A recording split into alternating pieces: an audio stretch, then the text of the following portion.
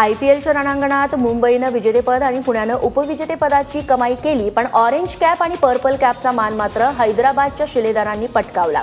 हैदराबादचा कर्णधार डेव्हिड वॉर्नरनं यंदाच्या मोसमात 14 सामन्यांमध्ये 641 धावांचा रतीब घातला आणि सर्वोत्तम फलंदाजांसाठीची ऑरेंज कॅप मिळवली।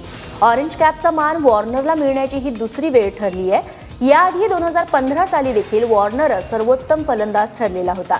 हैदराबादचाच वेगवान गोलंदाज भुवनेश्वर कुमारनं यंदाच्या मोसमात सर्वाधिक 26 विकेट्स काढल्यात, त्यामुळे सलग दुसऱ्या वर्षी भुवनेश्वरलाच पर्पल कॅपचा मान मिळालाय।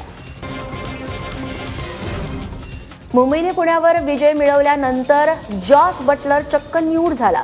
बटलर आपल्या हॉटेल रूममध्ये सामना पाहत होता। यावेळी त्याच्या अंगावरती फक्त टॉवेल होता।